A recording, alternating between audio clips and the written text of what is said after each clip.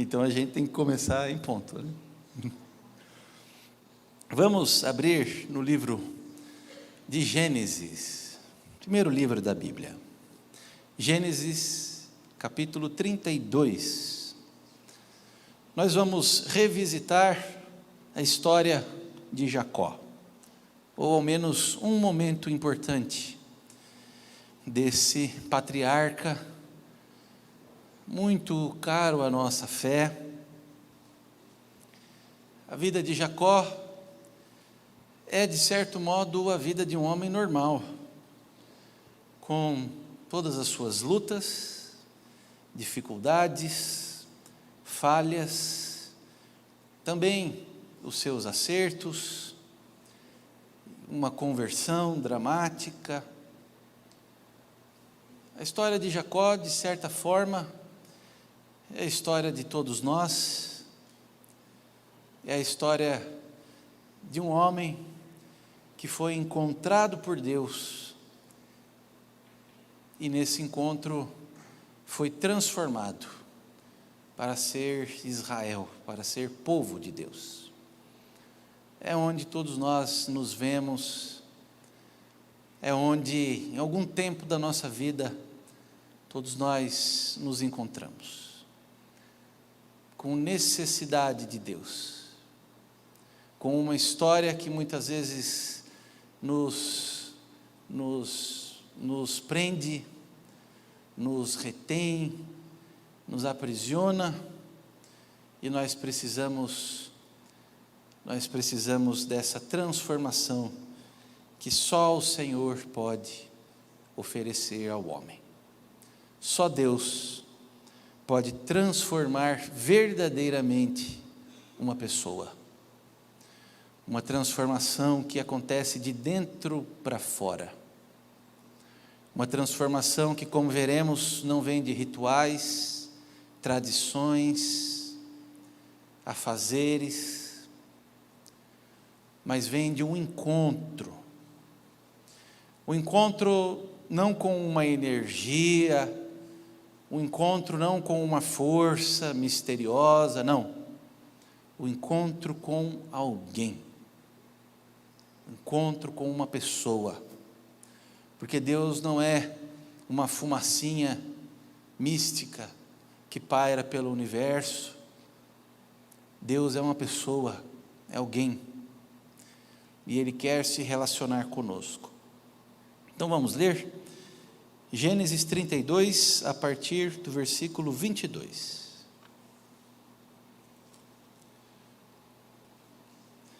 Você já vai perceber que do 22 ao 32, aí na sua Bíblia, nós temos a história que leremos da transformação de Jacó, mas as duas perícopes, a anterior e a posterior, trata sobre a reconciliação de Jacó com Esaú, com seu irmão.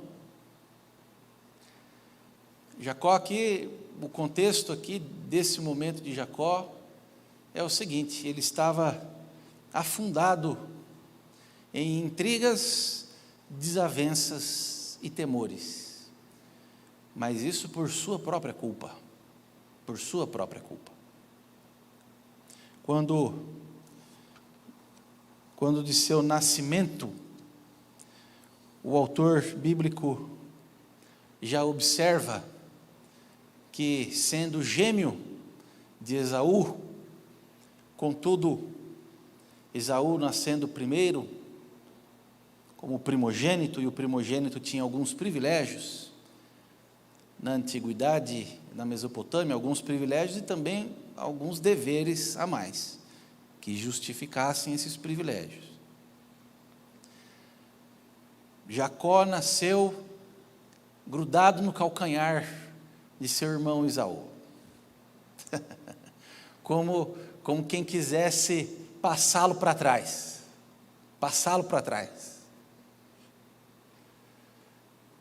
E sua mãe, ao ver isso, colocou esse nome nele, Jacó. Ninguém tem uma contundência em dizer o significado desse nome, literalmente, mas certamente ele significa aquele que quer passar alguém para trás, alguém que quer pegar no calcanhar e puxar o tapete. Jacó significa o puxador de tapetes, né? Ou, para usar uma palavra mais bonita do que essa que o pastor usou, né? O enganador, né? A gente costuma dizer assim, né? Enganador. Jacó significa isso. Mas já desde o seu nascimento, ali, naquele jogo também, durante a juventude, quando nós lemos o Gênesis, nós temos aqui uma informação muito importante de que Isaac gostava de Esaú, e a mãe gostava de Jacó. Rebeca, a esposa, tinha uma preferência. Bom, dizem que mãe não tem preferência, né? Mas a Bíblia não diz isso. Não é verdade? Sim ou não, irmãos? Quem diz que pai e mãe não têm preferência somos nós que dizemos. Por alguma conveniência social, né? Talvez, alguma coisa assim. Mas a verdade é que nem a Bíblia esconde que, às vezes, um pai ou uma mãe tem preferência. A Bíblia não esconde isso. Ela diz claramente: Rebeca gostava mais de Jacó, Isaac gostava mais de Esaú. Cada um por suas razões. Tá? Muito bem. Durante toda a juventude deles, certamente havia uma tensão. Um dia Esaú volta para casa exausto de uma caçada. Esaú era caçador. Ao voltar para casa, chega desfalecendo, desmaiando, na linguagem bíblica, quase morrendo, provavelmente de estafa, desidratação. E então Jacó faz uma oferta para ele nesse momento. Eu te faço te preparo um remédio em forma de alimento, era o que eles tinham, né? Com energia, que vai te ressuscitar aí, você não vai morrer, mas em troca, eu quero o seu direito da primogenitura. Aí você vê em ação o puxador de tapetes, não é verdade? Porque de fora Jacó sabia que Esaú não ia morrer. Porque se o que ele quisesse de forma tão contundente fosse o direito à primogenitura, ele teria deixado Esaú morrer. Esaú morrendo, ele seria o filho mais velho e seria o primogênito, porque Isaac ainda estava vivo. Mas coloquemos que ele não tivesse assim um coração tão obstinado e endurecido, que não quisesse mal assim ao seu irmão. Então faz essa oferta: te dou um prato de lentilhas e um cozido em troca da sua primogenitura. Esaú reflete e diz: de que adianta a minha primogenitura morto? Negócio fechado. Negócio fechado. Então troca a sua primogenitura por um prato de lentilhas, né, e um cozido. Claro que isso desagradou a Deus muito. E as coisas elas vão ficando cada vez mais difíceis entre eles. Depois de ter tirado proveito, no leito de morte de seu pai também, Jacó o engana. Jacó coloca pelos de animais no braço, porque Esaú era peludo e Jacó liso, a Bíblia diz. Então ele coloca pelos de animais no braço, se apresenta a seu pai, já sem visão, muito enfraquecido, no leito de morte. Isaac abençoa Jacó, como se estivesse abençoando a Esaú. Depois Esaú chega atrasado. Isaac pergunta: ora, quem é você? Ele fala: sou Esaú, seu filho, meu pai. E Jacó diz: não, já dei a minha bênção. E Isaac diz: não, já dei a minha bênção. Já abençoei. Esaú se lembra do que aconteceu na sua juventude, lamenta sobre o que aconteceu e pergunta para o seu pai: mas não sobrou nenhuma bênção para mim? Nenhuma bênção pequena? Nada. Isso é muito importante, porque teoricamente, aqueles dois rapazes deveriam sair do leito de morte de seu pai com o seguinte sentimento: Jacó com o sentimento de que estava abençoado, e Esaú com o sentimento de que não foi abençoado. Mas nós vamos ver aqui na nossa história que isso não aconteceu desse jeito. Não aconteceu desse jeito. Jacó precisa fugir, porque isso deixou o seu irmão furioso. E ele vai para um lugar onde havia lá um homem chamado Labão, que era parente, que tinha terras, rebanhos, e dá refúgio a Jacó. Jacó trabalha bastante por uma esposa, por uma das filhas de Labão, Raquel. Só que depois de alguns anos trabalhando e na noite de núpcias, Labão é que passa Jacó para trás. E ele entrega a sua filha mais velha, Lia, e não Raquel. E aqui também nós já temos, pela própria palavra de Deus, um conceito importante para os que gostam de passar os outros para trás. Um dia você acha alguém mais esperto que você. Um dia você acha alguém mais esperto que você, não tenha dúvida disso. Jacó foi passado para trás, teve de trabalhar mais 7 anos por Raquel. Aí chega o dia de ir. Nesse meio tempo ele também usou as suas estratégias, esperteza e artimanhas para, através do rebanho de Labão, enriquecer. E enriqueceu de fato. Enriqueceu de fato. Foi embora das terras de Labão com 2 esposas e muitos bens, depois de muitos anos de trabalho. Na sua saída a gente pode dizer que ele se acertou com Labão. Podemos dizer isso. Que os dois tiveram hombridade, tanto Labão quanto Jacó. Jacó foi embora com tudo acertado. Mas ainda não tinha paz no seu coração e ainda vivia desesperado de medo do seu irmão. Então, nesse momento crucial de sua vida, quando ele precisa acertar os ponteiros com Esaú, vem o texto que nós vamos ler agora. Gênesis 32, a partir do versículo 22.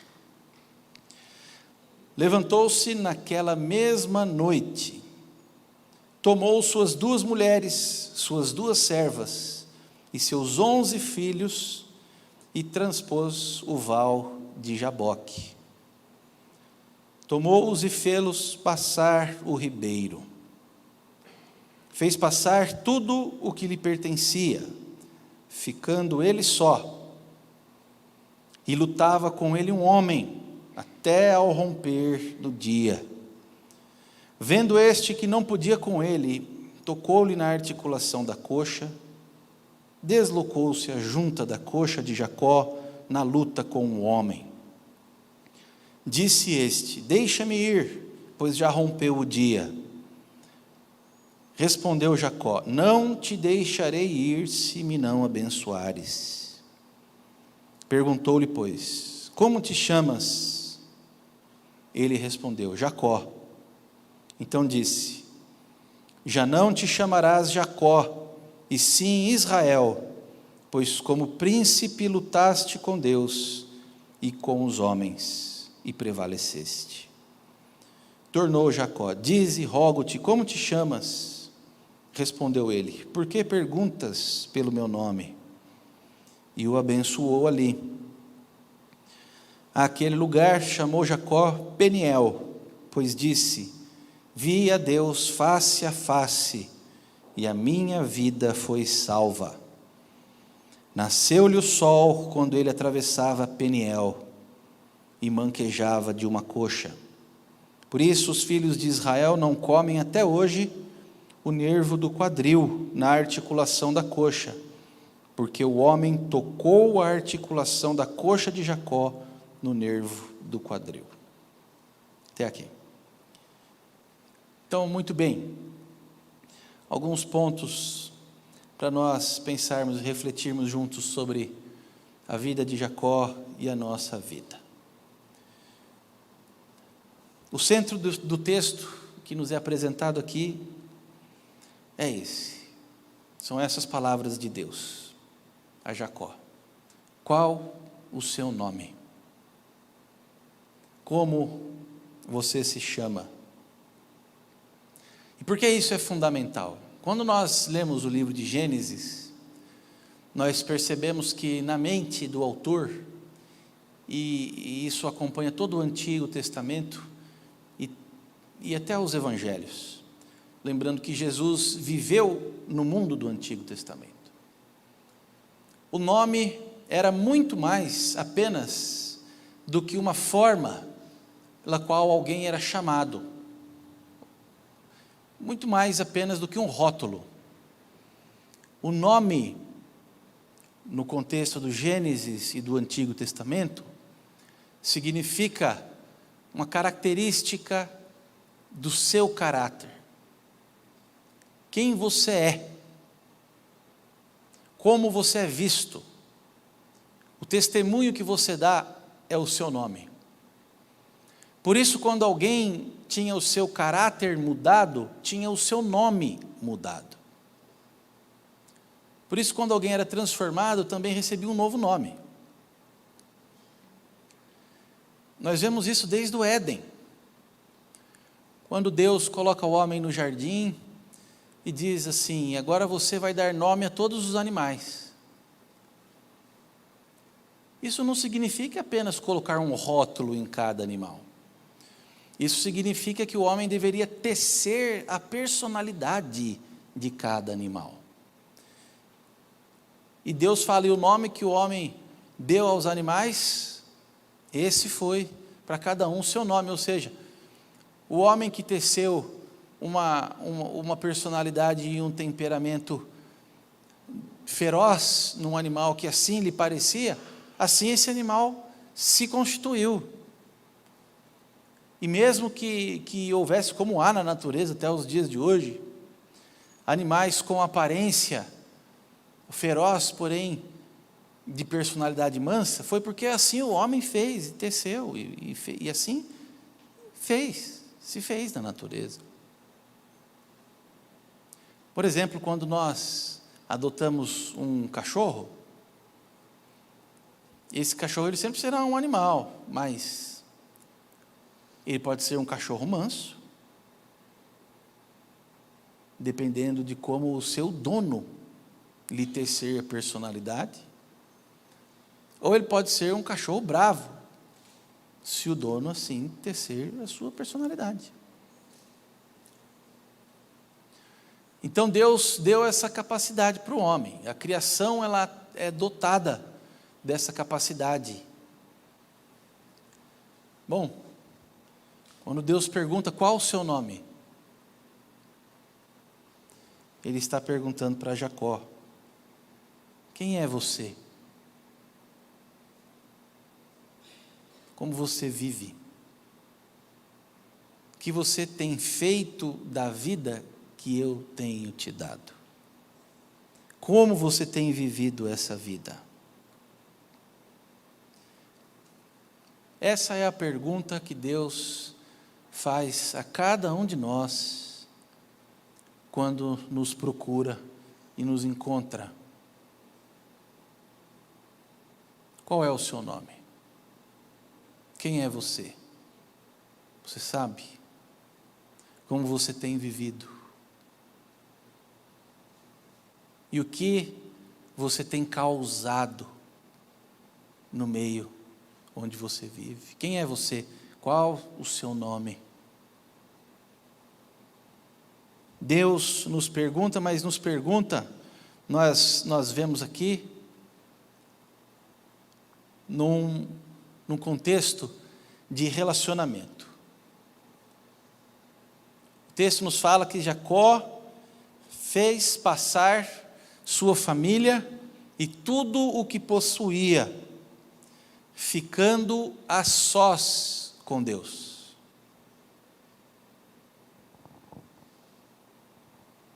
E isso é algo que nós devemos entender sobre transformação de caráter. Isso é feito a sós com Deus. Como pastor, eu tenho atendido muita gente. E essa é uma das coisas que os crentes têm mais dificuldade de entender. Que há coisas e momentos em que eu não posso fazer nada por você. Eu tenho um limite. Tem um certo lugar até onde eu vou. Como conselheiro bíblico, como amigo na fé. Você pode procurar um presbítero, você pode procurar um diácono, você pode procurar um pastor, você pode procurar um irmão, mas tem coisas que somente você e Deus, a sós, poderão tratar. Que nenhum pastor, nenhum presbítero, nenhum irmão vai poder fazer nada por você. É entre você e Deus. Fez passar tudo o que tinha e ficou a sós com Deus. Esse é um momento crucial e é um momento que nos incomoda muito. Porque se trata de nada menos do que uma luta. Uma luta.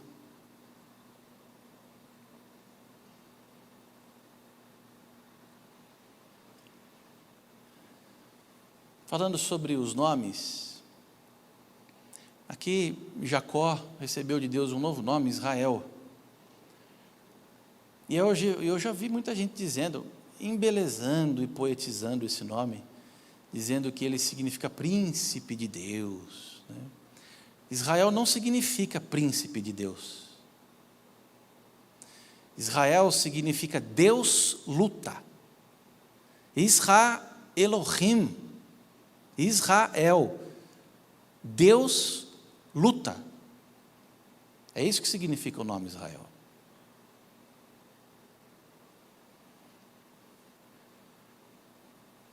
Ficar a sós com Deus, para nós, não vai ser um momento agradável, tá?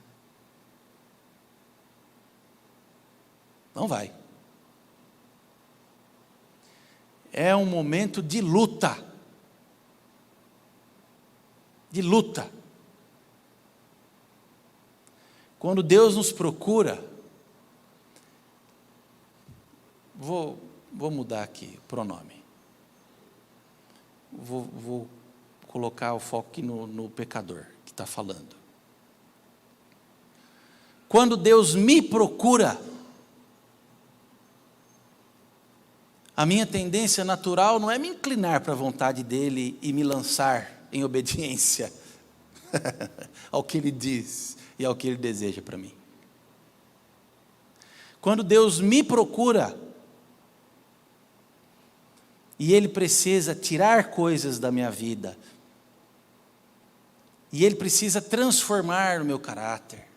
Isso significa arrancar coisas pela raiz. Muitas vezes tirar pessoas da minha vida. Coisas, lugares, conceitos, preconceitos. Isso dói. É uma luta. Se tornar Israel não significa se tornar um príncipe. Olha, agora eu sou um príncipe bonzinho e obediente. Se tornar Israel significa lutar com Deus, lutar consigo mesmo na presença de Deus, porque esse é o meu instinto natural, lutar contra a vontade de Deus, por causa do pecado que habita em mim.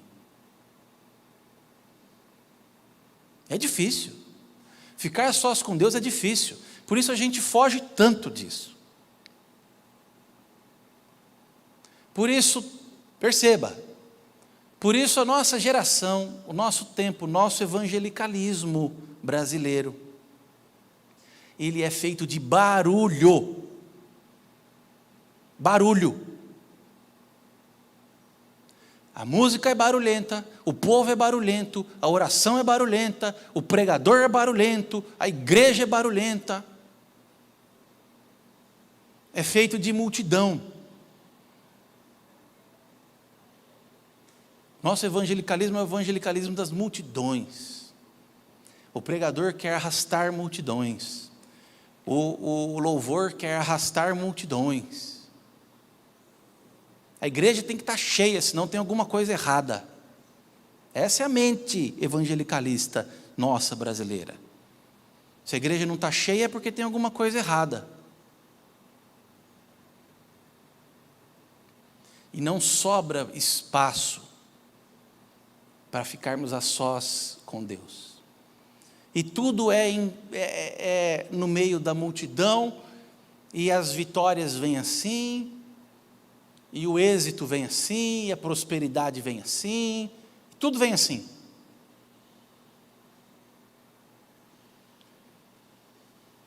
Sem luta.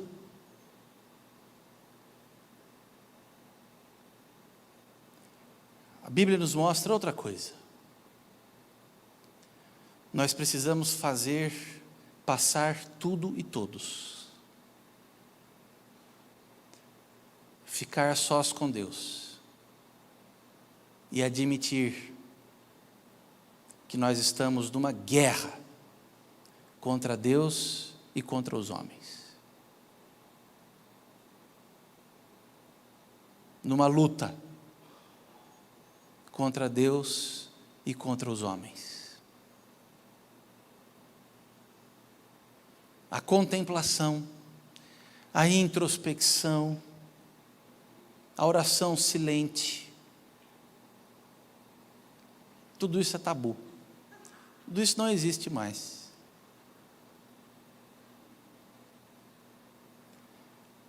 Nos nossos cultos nós temos geralmente um momento de oração silenciosa, introspectiva, 2 minutos. Claro que você sabe que esses 2 minutos não vão. Claro que você sabe que isso que nós fazemos no culto é só um símbolo. É pedagógico. É uma instrução.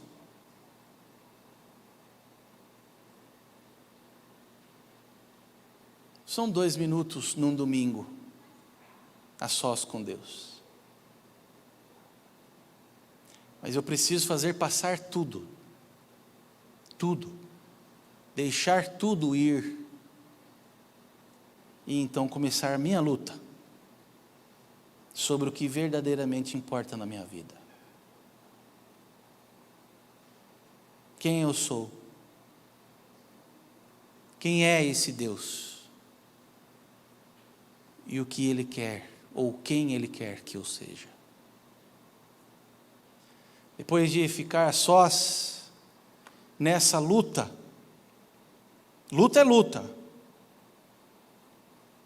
Jacó foi marcado, recebeu uma marca.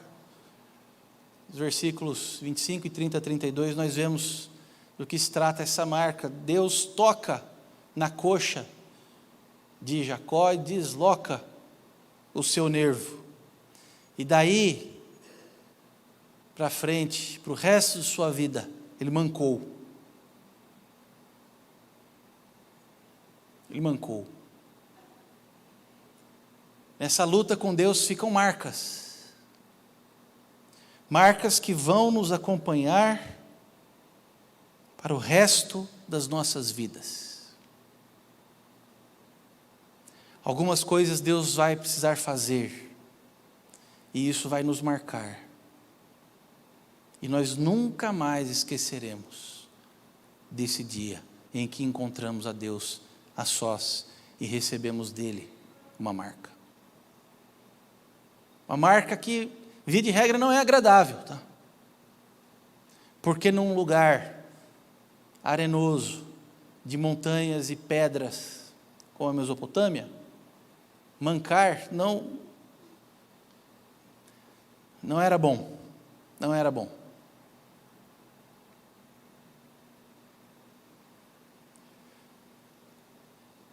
Mas nós precisamos ser marcados. Porque Deus sabia que Jacó tinha uma memória curta.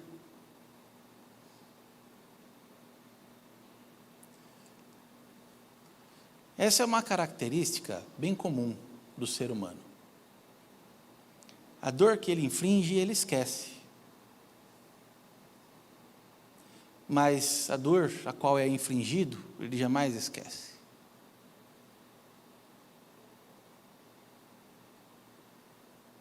As lutas que nós vencemos, nós não nos lembramos. Mas as lutas que perdemos, dessas nós nunca esquecemos. Jacó perdeu essa luta aqui. Não, pastor, a Bíblia fala que ele prevaleceu, Deus falou que ele prevaleceu. Esse é o verdadeiro caso em que ganhar é perder e perder é ganhar. Na luta com Deus, perder é sair vencedor. Nós precisamos ser derrotados por seu amor, por sua graça, sua misericórdia, seus planos precisam sair vencedores de sobre a minha arrogância, minha vaidade, os meus planos. Agora tem coisas que eu quero e quero muito, mas são coisas que vão me levar para longe de Deus. Então nessa luta, eu preciso ser derrotado. Isso é prevalecer. Ser derrotado pelo amor de Deus. E por mais que doa, por mais que incomode, por mais que seja inconveniente para mim, humanamente falando, essa marca que vai me lembrar para sempre que eu fui derrotado,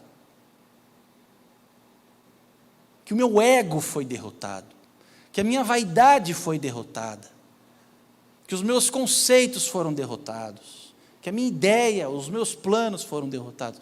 Por mais que essa marca fique e me incomode para o resto da vida, eu preciso dela, porque a minha memória é curta. Então eu preciso sempre lembrar que na minha vida o que vai prevalecer é sempre a vontade de Deus, mesmo que eu tenha de carregar uma marca incômoda para o resto da minha vida.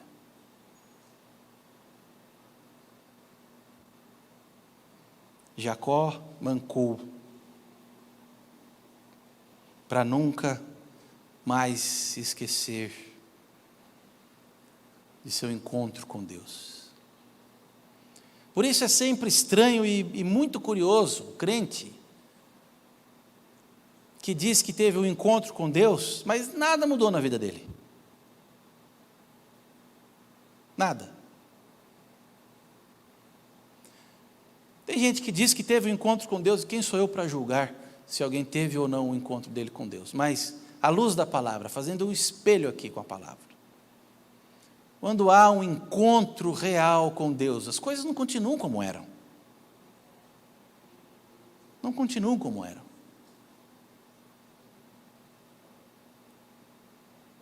Tem que mudar. Tudo mudou na vida de Jacó daqui para frente. Não era o mesmo homem.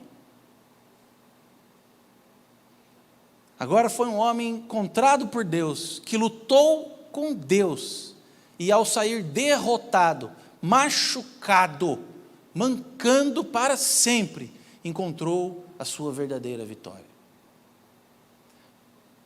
Isso não se parece em nada com o discurso de vitória que nós temos por aí nas nossas igrejas evangélicas. Que você vai ser machucado e Deus vai arrancar de você o seu ego, a sua vaidade, os seus planos, e isso é sair vencedor. Essa é a imagem de vencedor que nós temos nos púlpitos das igrejas evangélicas brasileiras? Alguém que foi machucado por Deus, que precisou lutar com Deus, que teve o seu ego, a sua vaidade, os seus planos, os seus sonhos todos mesquinhos, adorando a Mamon como se fosse a Jeová.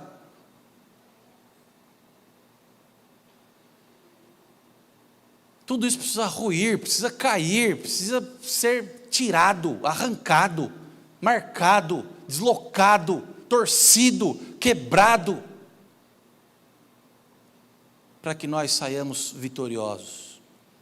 Vem um homem lá, com privação de sono, devia estar faminto, com sede, mancando e exausto. Essa é a figura de um homem vitorioso pelo evangelicalismo brasileiro? Mas ali vinha um homem vitorioso. Um homem finalmente abençoado. Nós vamos falar um pouquinho sobre isso. O Éder, o Marquinhos, querido, o Éder quer participar? Por favor, Éder. Eu digo assim, não pela igreja ver uma pessoa na condição de Jacó, né, como o senhor disse, vitoriosa, mas pela sociedade. Que eu e a Maristela, eu e minha esposa, nós trabalhamos muito com discipulado. Então a gente chama a pessoa, começa a discipular ela, ensinar a palavra, mostrar que é Deus, tudo vai indo, tudo certinho. Aí chega uma hora que a gente chega e fala assim, olha, a sua vida vai ter que mudar. Você vai ter que abandonar certos hábitos, certos vícios, nem hábitos, né? Que hábito é uma coisa boa. Certos vícios, certas atitudes, você vai ter que mudar. Para você seguir esse caminho, você aceita. Aí a gente confronta a pessoa. Você aceita ficar igual Jacó aí, né? Troncho, capenga, cansado, acabado. Você aceita largar isso, largar esse vício, largar essa rotina de vida?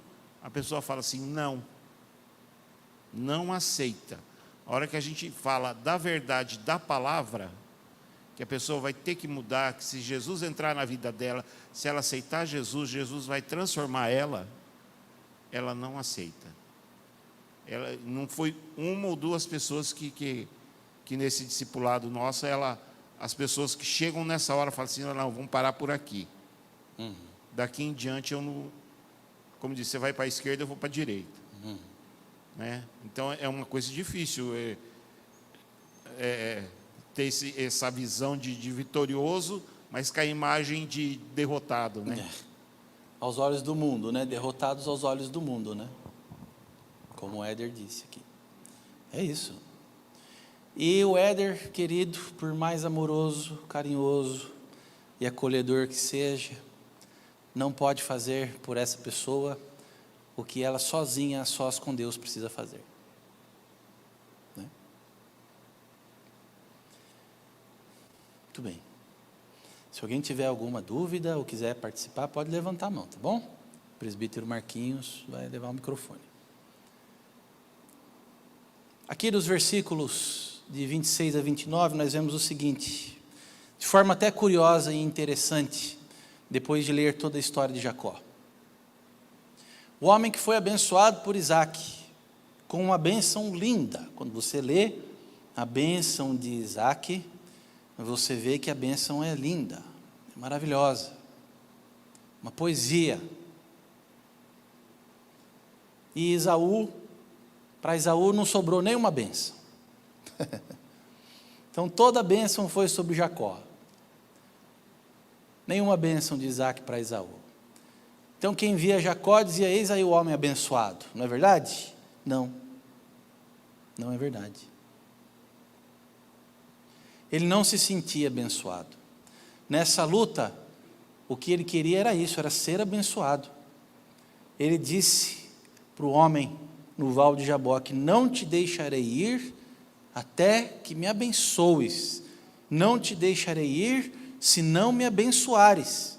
Mas ele já tinha recebido porção dobrada da herança, ele já tinha prosperado na terra de Labão, tinha 2 esposas, tinha 2 servas, tinha 11 filhos já, tinha rebanhos, vestes, tendas, já era um patriarca, já era senhor de um círculo de tendas. Mas não era abençoado?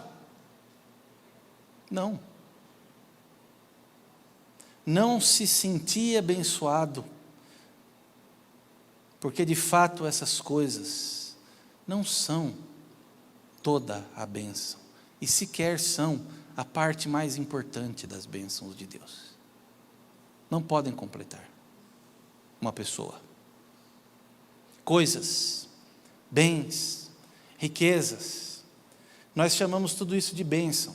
Não está errado chamarmos de bênção, porque tudo que recebemos, seja pouco, seja muito, vem de Deus. Então é bênção. Eu não quero nada que não venha de Deus dentro do meu depósito. Nada. Mesmo que nesse depósito haja um pedaço de pão e uma botija de água. Mas se veio de Deus, é bênção. Sim, não está errado dizermos isso. O errado é buscarmos isso como se só isso fosse bênção. Ou como se fosse o principal das bênçãos. As principais das bênçãos. A maior bênção que um homem pode receber é um novo nome. Um novo nome. A maior de todas as bênçãos que o homem pode receber é a transformação de seu caráter. E como Éder testemunhou, sobe no púlpito de uma igreja dessa, que tem ênfase na vitória, teologia da prosperidade, teologia do domínio, e fala isso. Que eu não estou te prometendo nenhuma bênção material, nenhuma, zero, porque isso não é importante. O que eu estou te prometendo aqui é transformação do caráter, ser uma nova pessoa. Deus vai tirar de você, não te dar nada, e isso é bênção. Vai e fala para ver quantas pessoas ficam dentro dessa igreja, daquela multidão que está lá. Você só vai ser abençoado quando Deus te tirar. E até lá Ele não vai te dar nada, para você ver quantas pessoas ficam dentro dessas igrejas. A maior de todas as bênçãos para nós não custa 1 centavo para nós. Não depende do meu dízimo. Não depende. não depende de nenhuma troca, de nenhuma barganha que eu faça com Deus. Não depende. Não depende de nenhum ritual que eu faça, de nenhuma tradição que eu cumpra. Não depende. A maior bênção que eu possa receber de Deus é receber uma transformação total e completa, redenção, salvação. Ser um novo homem, uma nova pessoa, receber um novo nome, deixar de ser Jacó e passar a ser Israel, deixar de ser o homem que pensa que a vida é passar os outros para trás, para prosperar, e passar a ser um homem que sabe que precisa lutar com Deus, todos os dias, para que o seu ego seja derrotado, para que a sua vaidade seja derrotada, para que a sua carne seja derrotada, para que o seu pecado seja derrotado. Jesus Cristo, naquela cruz, naquele dia, no alto do Monte da Caveira, tinha a imagem e a visão humana do mais derrotado de todos os homens. Nenhuma imagem humana poderia ser de maior derrota do que aquela. Alguém pregado na cruz, agonizando, e logo depois colocado num túmulo. Essa é a imagem do derrotado, não é verdade? Aparentemente, falando do olhar humano, pequeno, mas quem de nós consegue mensurar o tamanho da vitória de Jesus Cristo naquela cruz? Quem de nós consegue expressar com palavras a amplidão, a profundidade e o poder da vitória de Jesus Cristo naquela cruz?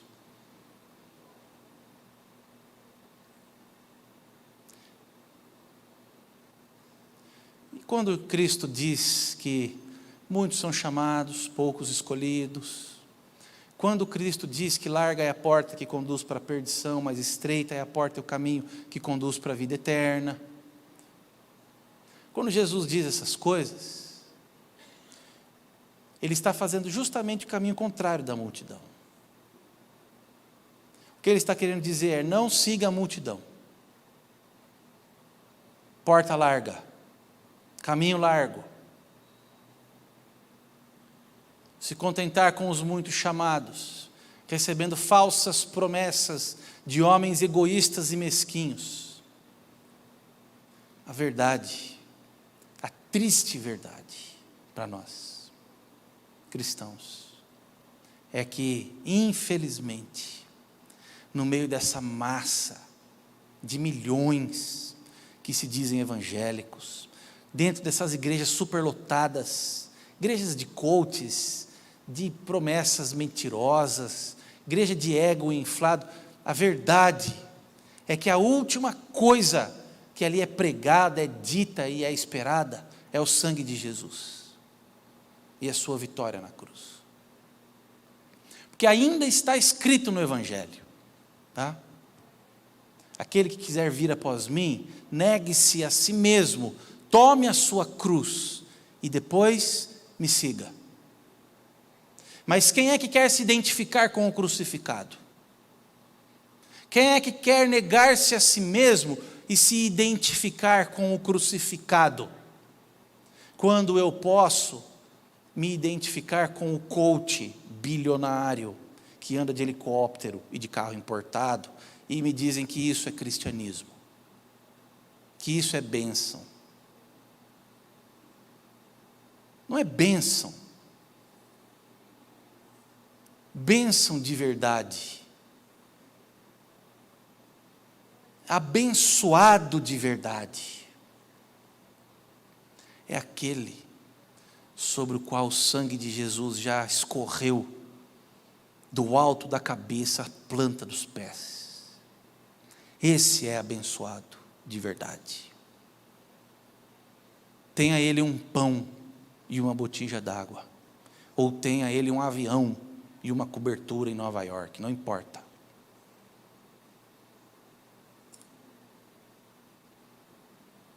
Bênção de verdade. Quando as coisas começam a acontecer na nossa vida, pois não, Éder, querido, pois não. Não se encabule não, fique à vontade. Pode participar 10 vezes. O senhor falando de bênção, de prosperidade, né? Aqui eu falando em Mateus 11, quando João Batista manda os discípulos deles perguntarem sobre o Cristo, né?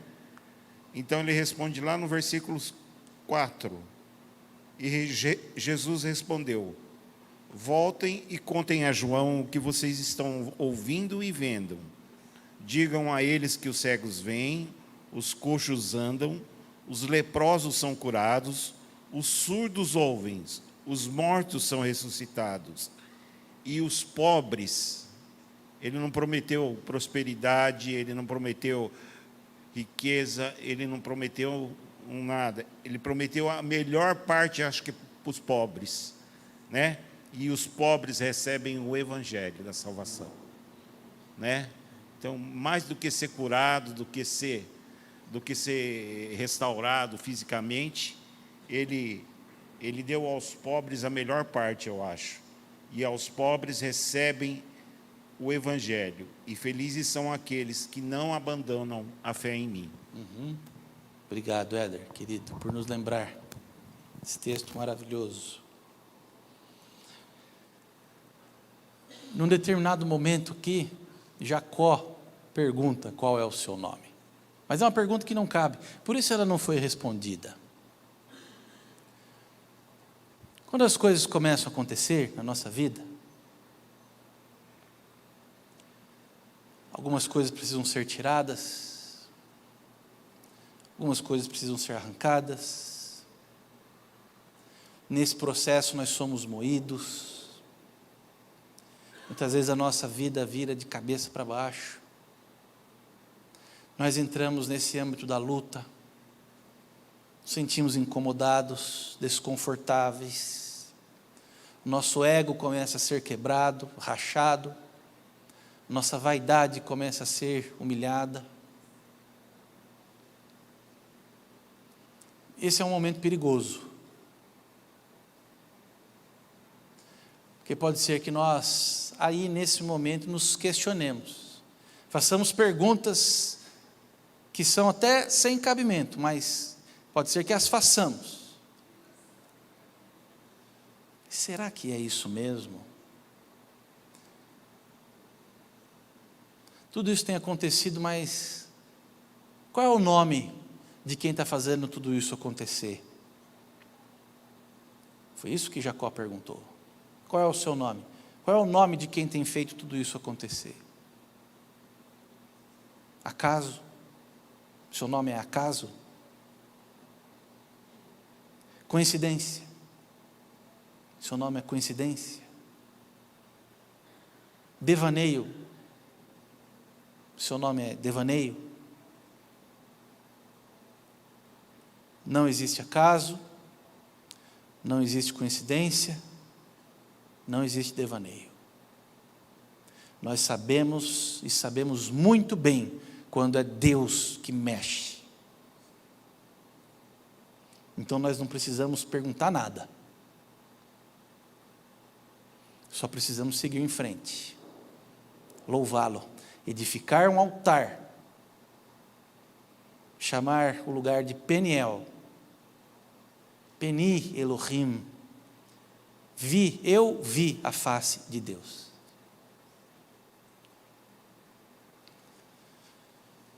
Com os olhos do coração nós vemos. Louvá-lo e seguir em frente. com o perdão do pleonasmo. Ir, seguir, não voltar atrás, nunca mais. Encontrar com o Esaú que nos atormenta, o passado que nos machuca, que nos fere. Nós não precisamos mais fugir dele. Nós podemos abraçá-lo, porque agora não temos mais nada para provar, nem para nós mesmos e nem para ninguém. Recebemos uma nova identidade, e só o que importa é esse novo nome. Não é à toa que no Apocalipse, Jesus escrevendo para a igreja diz que o vencedor receberá uma pedrinha branca com um novo nome. Porque é isso que ele tem preparado para nós. Novidade, sim, e isso é coisa boa. Nós podemos procurar pessoas, podemos revisitar lugares, podemos acertar, podemos honrar, porque agora nós recebemos uma nova identidade, um novo nome, e que nenhum de nós duvide de quem fez isso, mas sim construa um altar e siga. Encontre o seu Esaú, se reconcilie com ele e comece a viver uma nova vida. Uma nova vida. A vida de alguém agora realmente abençoado. Alguém que tem comunhão com Deus, caráter transformado, paz com as pessoas. Isso é bênção. Isso é bênção.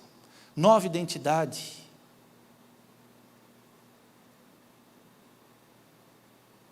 Veja que essa luta, ela se manifesta de várias formas para nós. Mas sempre e sempre é Deus trabalhando nas nossas vidas. E nós não precisamos duvidar disso. Nosso Salvador encontrou um homem chamado Nicodemos. Eles debateram algo sobre a lei, sobre o céu, sobre o reino. E esse homem foi embora para continuar vivendo a vida que vivia, de fariseu. Mas durante aqueles 3 anos do ministério de Jesus,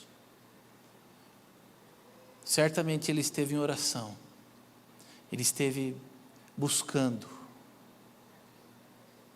E nesse encontro que teve a sós com Cristo,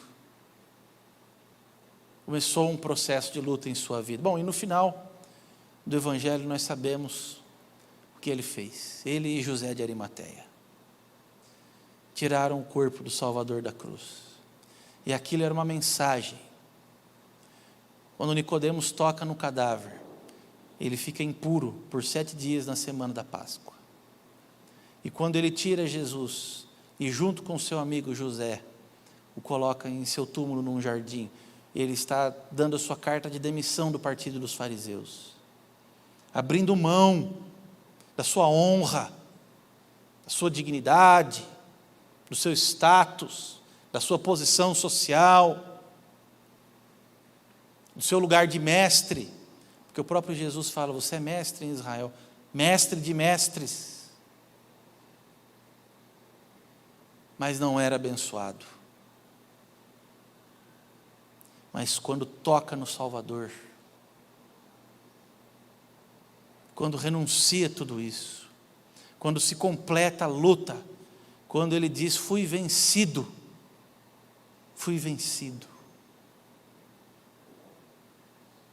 então por fim ele é abençoado e vitorioso. Quando perde tudo, ele ganha tudo. Porque no reino é assim. Aquele que sacrifica tudo, encontrará a vida. Mas aquele que tem a vida de forma vaidosa, mesquinha, ególatra, esse, no final, não terá a vida. Não terá a vida. Muitos homens foram vencidos pelo Galileu. O imperador Juliano, o apóstata, que foi criado, cresceu neto de Constantino, os princípios cristãos, mas quando se tornou imperador, quis restaurar o paganismo, perseguia a igreja, de propósito incentivava o arianismo para destruir a igreja ortodoxa no império, foi para uma guerra e de forma pejorativa humilhava os cristãos, chamando-os de galileus. Mas quando encontrou um pai da igreja, quando encontrou o bispo de Cesareia, o bispo disse: você vai morrer, acerte sua vida com Deus, porque você vai morrer. Um profeta, um homem de oração. Quando o imperador Juliano foi para a guerra, uma lança atravessou o seu peito.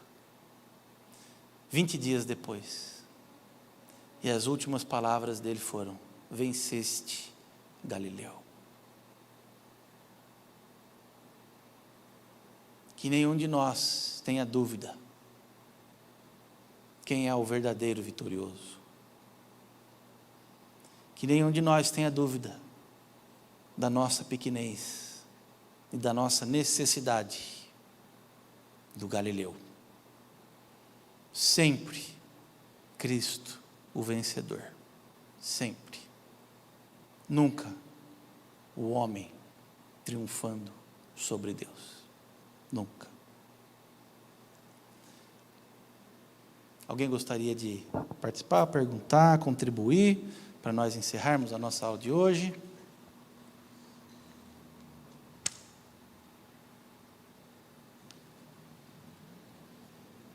Muito bem, então vamos nos colocar de pé e orar?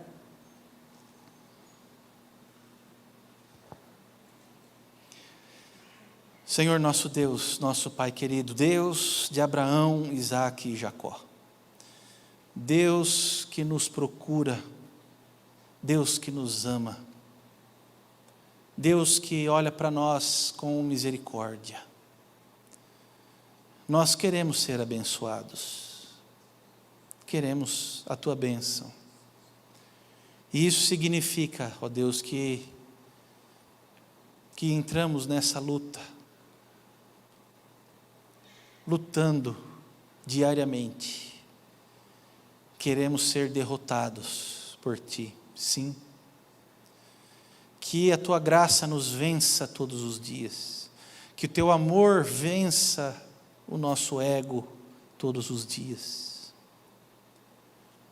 Que o sangue de Jesus recaia sobre nós todos os dias.